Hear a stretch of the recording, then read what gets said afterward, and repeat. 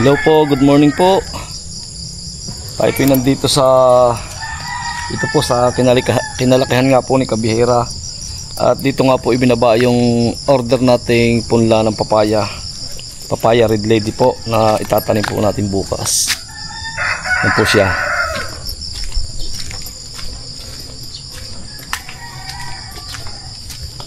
Papaya Red Lady. Bali, bumahagi po tayo dito kay Ining. Ang ating pong kinuha ay 65 piraso. Yan, galing po itong Quezon.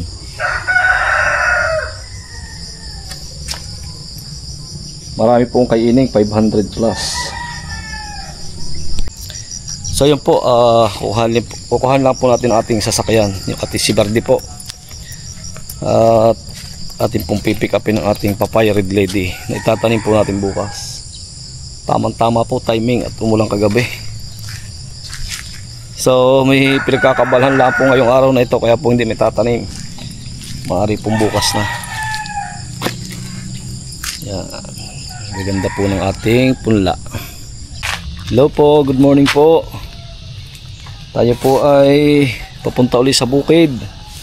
At ngayon nga po ang araw ng pagtatanim natin ng ating papayang Red Lady. Yan po siya. Bali 60 puno po ito. Papaya Red Lady. Meron yung aking munang maliit na crates. Kaya katulong po natin si Imer ngayon. Siya po magtatanim. Ari na lang muna akit. Ako lang may garning dala. Magkano man yan?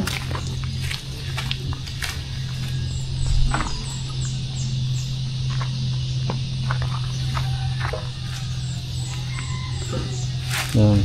Wala. Titingot baka masabit, malutong. Malutong gang maputol, sayang.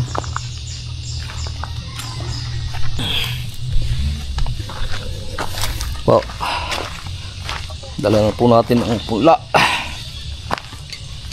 Tamang-tama naman at maulan. Ito po ang gusto ng papaya.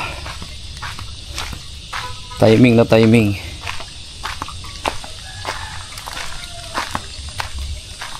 Imer, ibuntun muna natin diyan sa may putol na niyog. Ikaw nang bahalang maghahakot mamaya ha. Doon sa may putol na niyog sa may langka.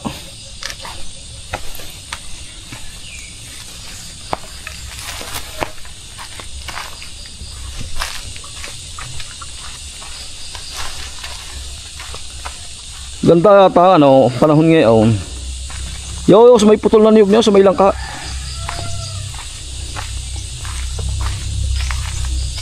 Oh.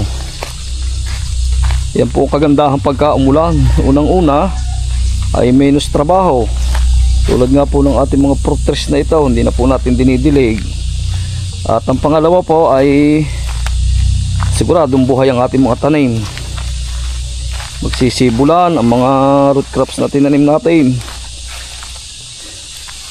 Yan lang ang problema ko dito, Imer. Ang daming manok, ang daming kaibot. Kanino kaya mga manok yan? Yan ang kalaban natin dito, manok. Marami pong alpas na manok ng kahanggahan. Ito ang problema ko dito, mga manok.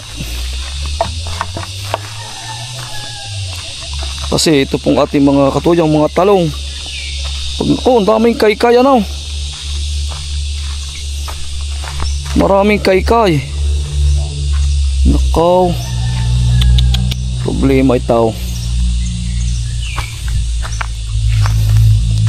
Problema po ang manok. Ay, kagaganda po ng pulang ito. Ito po yung galing Quezon. Thank you Lord. At saka po sa ating pinabili kay Boss Ining.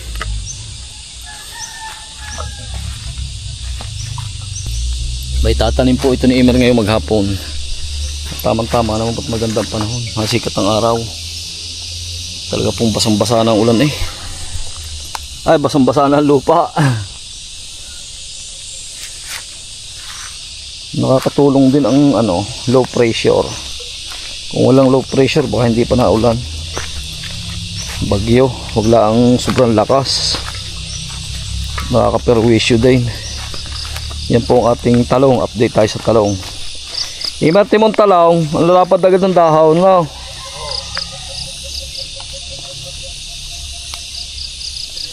Ang lalapad na agad ng dahon.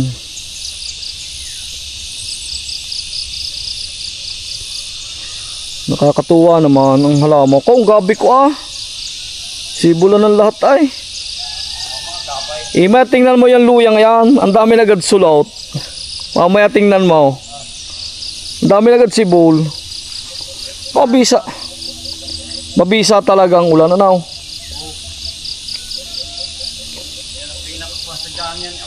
Oo.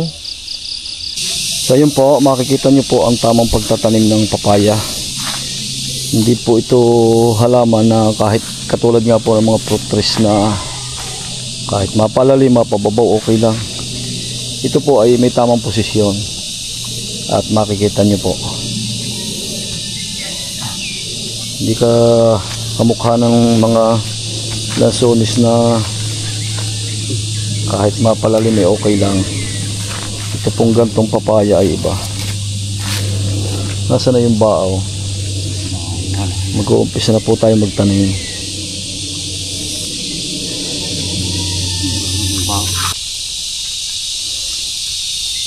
Yan po, kalamyas natin, namatak na. Ito kagandahan ng kalamyas, hindi nawawala ng bunga. Kalamyas or kamyas. Nakita ka ga? Isiyamot ka. Kahit kamay nalaang. Gahanap po kami ng bao, pandakot ng lupa. Bao. Yan talaga isang bagay pag hinahanap, mahirap matagpuan. Pero pag hindi mo kailangan, ay nandyan lamang at nakahara.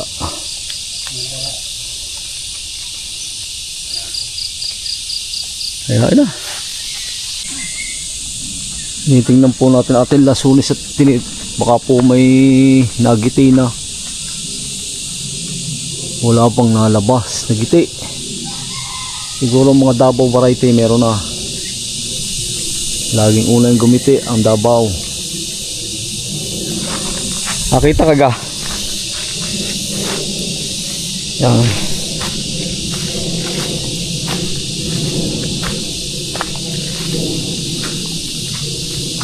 Mahaba-haba pala naman ang ang pilon. Mahaba pala ang pilon. Mahaba. Kaya hindi masyadong malaki yung itatabon. Kami po ay nag-prepare na ng butas noong nakaraan. Para nga po basta natin itatanim ang ating papaya. Yan, pakikita po ni Emer sa atin ang tamang pagtatanim ng papaya.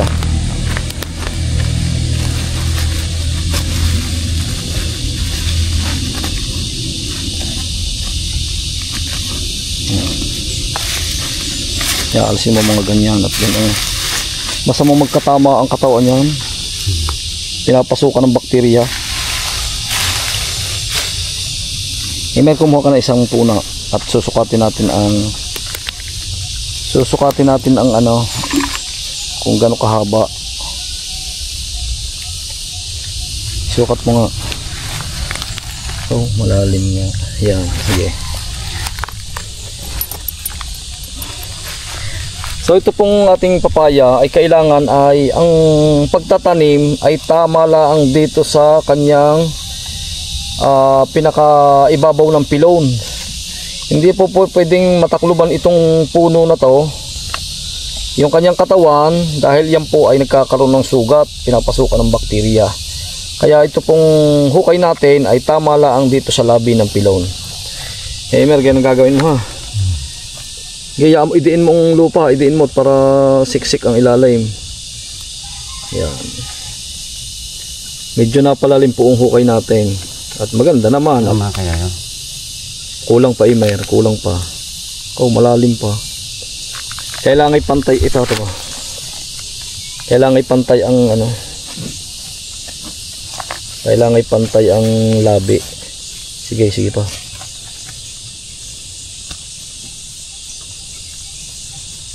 Ito, pwede na siguro yan.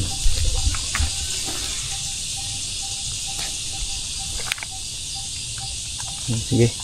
Pag inalagyan ng konting lupa pa, pwede na yan.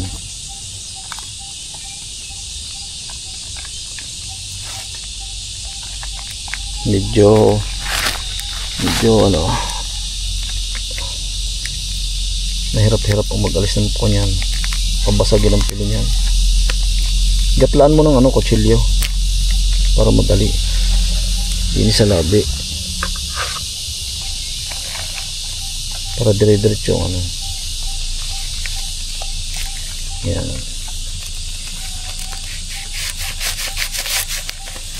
Para dire-diretso ang halik. Taotin mo.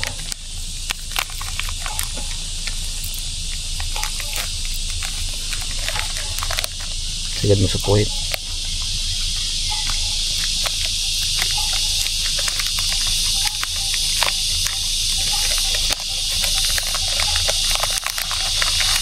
Yan. Dati mong ugat, kalat na. Ready to transplant na talaga.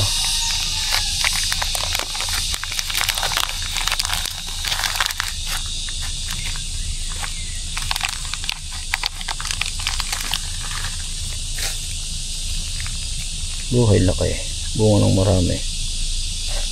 Yan, tabunin ng lupa. Yan, di ka kumuha sa ano. Sirsirin mo yung tabay.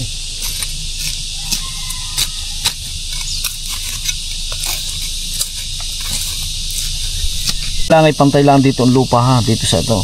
Huwag mong tatabunan yung punong yan. Tapos ididiin mo lang ng kaunti. Okay na yan. Dire-diretso na yan.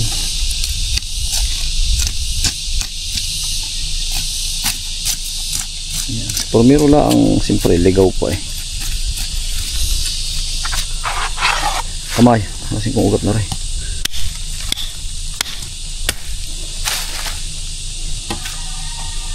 Basta yan, iiwasan mo masugatan ang puno. Yan, napakaselan yan. Yan lang, ultaw na gayaan lang. Sige pa, tigtigit pa ng konti. Basta walang masasakal yung ano, yung puno. Yan. Medyo mahirap-hirap yan kaysa sa mga lansunes. Yan, okay na yan. Yun, nakaisa na po. So yun po bilang pagdidemo kung paano nga po magtanim ng tamang pagtatanim ng papaya.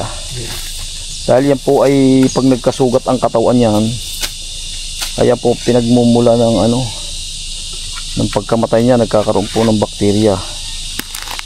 Pinapasukan ng mga sakit. Kaya medyo masilan po ito. Sana na magmamakay ng manok. Shout out po sa mga may manok diyan. Pausap pong pakulong-kulong lang inyong mga manok. At mahal po ang punla. Imergay na kung maaari wanha pumantay dito sa lupa. Aray-aray.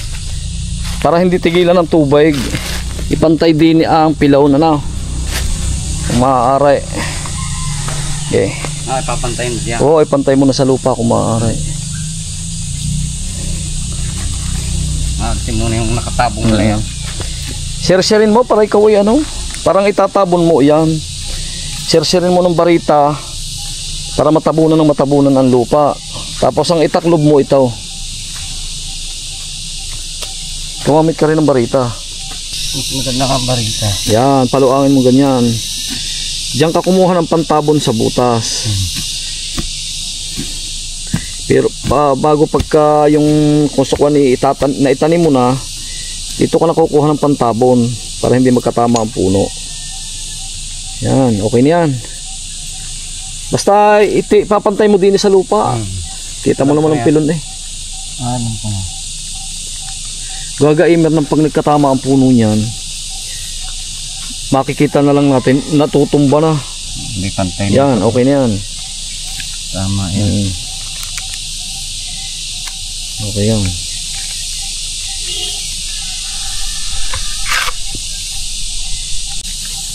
So wala po tayong inilagay na abono. fertilizer, wala po. Yun po saka po tayo maglalagay pagka nasa tamang araw na. May bilang po ang araw niya bago lagyan ng abono. Yan, ganyan email. Hindi ka mag-share ng barita.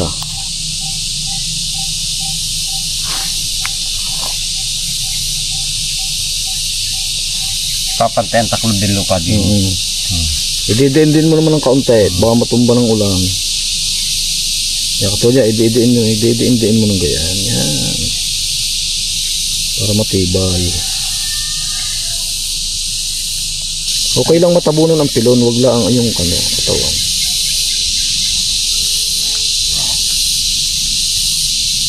Yan. Ayos. Nakakadalwa ka na.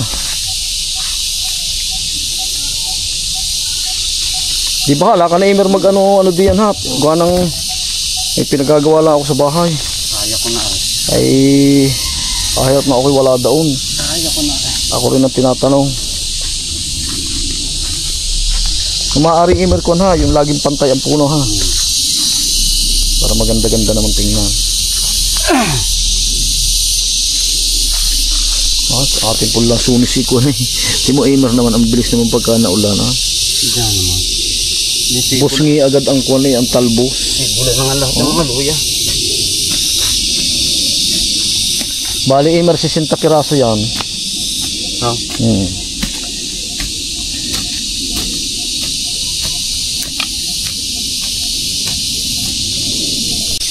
Tayo po magbibisita muna din pa lilibutin po natin ang ating mga tanim.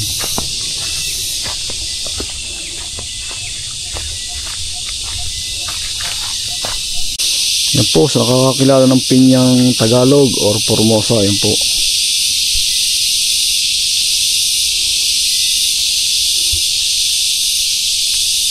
Pinyang Formosa.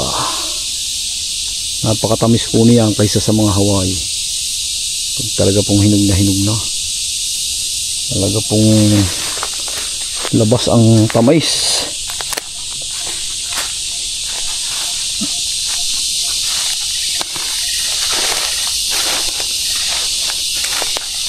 Talong Calixto.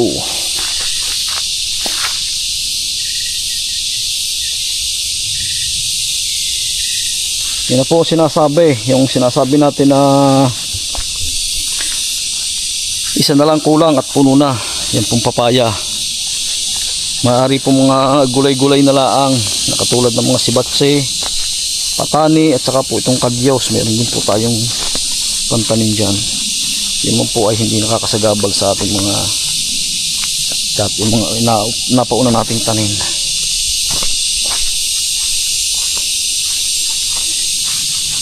Yan, mga papayang napauna natin, gaganda na. Nalalaki na agad.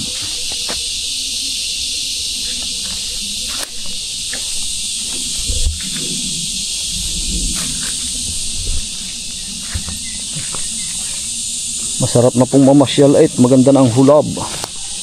Malamig-lamig na ang hulab, hindi katulad dating sobrang init. Nakakatuwa ang aking mga halaman. Talagang stress reliever itong mga halaman. Kung ating luyahan. Ay, kita ko po yung dami ng nasulot na luya. Yun naman po ating mga gabi.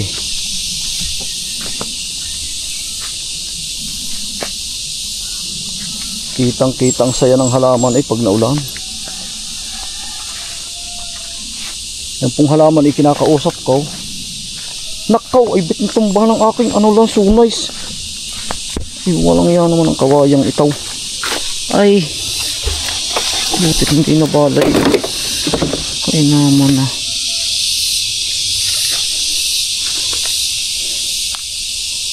Gumulaw. Butit hindi nabalay. Tatayosin muna natin. Kawayang ito. Baka magulungan uli. Gumulong nga uli.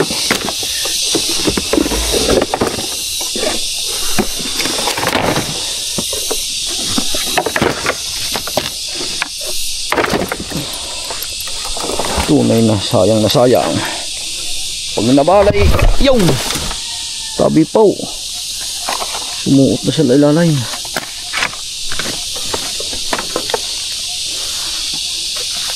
Ang suloy na. Yun, aalisin po natin isang suloy at ari po ay lampas sa pinagduktungan. Ari po ay pag pinatuloy natin ay ang lalabas po ay Davao variety. Dahil ang rootstock po nito ay galing sa Davao variety. Dahil yun po ay malusog. Kaya ang ginagamit po nila na rootstock ay galing sa Davao, yung malalaki, yung Davao variety po. Kaya ito po aalisin natin. Siyempre ang gusto po nating bumunga ay ang lungkong. Lungkong variety po yan nakaduktong. Kaya aalisin po natin ito. Yan po ang kanyang pinagduktungan eh. Yan. So aalisin po natin yan para hindi na po makaagaw sa nutrients ng ating lungkong. Yan po natin. Pag ito pinatuloy natin, di magiging dalawa ang bunga ng ating lansunis, isang Davao at saka isang lungkong. Pero ari po hindi natin naaalsin at lampas po sa pinagduktungan. Yan po magiging sanga ng ating lungkong variety. Marami pong pag-aaral dito nga sa halaman na kailangan ay alam mo ang mga nilalabas ng ating mga halaman, na ibig sabihin kung may suloy na hindi naman dapat patuloyin, dapat ay alisin. Marami pong kailangan ialam mo. Napakahalaga po niyan. At yun po, tuloy tayo sa pamamasyal. At yung ating avocado grafted, nagdadagdag pa ako nito. Avocado, maganda. Yan naman po ang ating mga rambutan. Lansunis yung nasa ibabaw. Parang mababali yung isang iyon. Isang araw na napapasok ang gabi. Mahamog.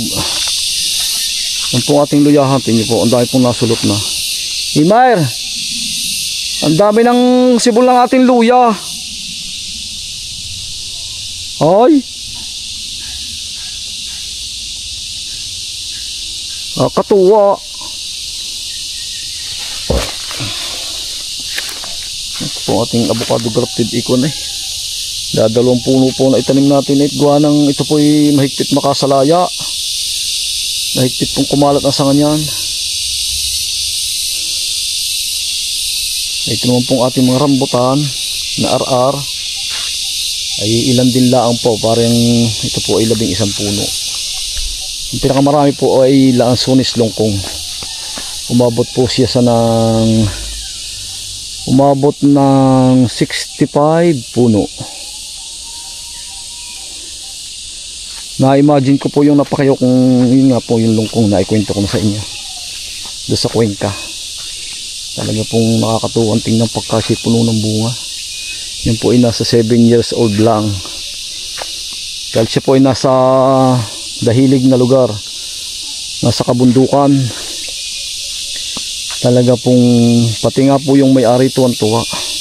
Kaya po doon ako na-amaze na ako sabi ko, pag ako'y nagkaroon ng kaunting matatamnan, bukid, isa ko pong itatanim lungkong variety. At saka po yung duko maganda rin. Mataas nga po ang demand niya sa market, yung lungkong at saka po itong duko. Nakakatuwa po ang halaman pagka naulan usubungan pati mga saging nagdadahunan. So ayan po muna ang ating update sa ating mga nakakaalis ng pagod na halaman. Nakakatuwa po. Ang ube po ayan mga 1 linggo susulpot na yan yung mga tanim nating ube. Wala po tayo maipakitang ubi pa ngayon na ulpot. Mga 1 linggo po siguro meron na yan. So si Imer po ay ating iiwanan muna dito. Tayo nga po yung may pinaayos sa ating bahay. Kailangan po tayo nandun. Pinakita ko lang po sa inyo ang tamang pamamaraan ng pagtatanim ng papaya. Dahil yan po ay maselan, ako po may sabi, maselan po yan. Pagka po nagkasugat ang katawan yan, na pinapasukan ng bakterya, namamatay po, namamatay. Kung tawagin po namin dito, natutuba. Basta na lang siya natumba, makikita lang natin natumba na at nabulok yung puno. Kaya ingat na ingat po natin na huwag masugatan ang katawan. Di po katulad ng ating mga fruit trees, yan mga talong, basta na isaksak yan sa lupa at naulan buhay na buhay. So hindi po ganun ang papaya. May pamamaraan po at may technique. Ito pong kuha natin bag. Tayo po yaang na. Himer, pag isang halimbawa at may nalabays, bahala ka na magsingit diyan ha. Huwag mo lang i-dedicate sa katabay. Bahala ka na magsingit. Huwag ka munang papasok sa gabihan ha. May hamog pa.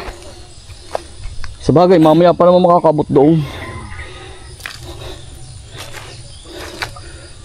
Sobrang hamog pa ng ano. Bah, nakailang kalagad puno? Isa, dalawa, tatlo, apat, lima na agad. Ay, marikiwa ko muna dyan. Oo. Bahala ka na. Tawag dito, gawa para maitanim yung maghapon. Kahit na ulan-ulan. Ano eh, medyo Tatanim niya sa dyan. Ulan naman. oo. Ngayon ay kabilugan, kaya maganda.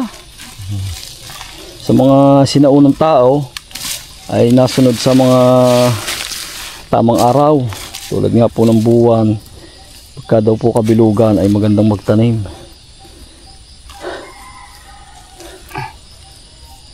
Magaling din naman po yung nasunod sa mga ritual.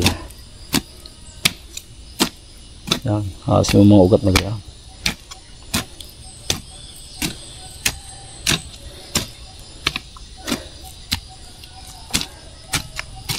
Kahirap ang lalim ng ating okay, sa bagay maganda't gawa ng ugat na. Hindi, may tulong din. Dahil yung lalim na yun, madaling malalampasan ng kuha. Oo, ugat dahil malambot. Tama yun. Tinaklob na yun. Saka yung luang, makakalat agad ang ugat natin. Mabilis ang pag-spread niya. Kaya Imer, bahala ka muna dyan ha. At kung ako'y makakabalik bago tumanghali, babalik ako dyan. So yan po, iniwan po natin muna si Imer at tayo po ay may intindihin sa bahay. Yan po kanyang mga naitanim. Kaya kagandahan yan, hindi na magdidilig. Diretso na yan.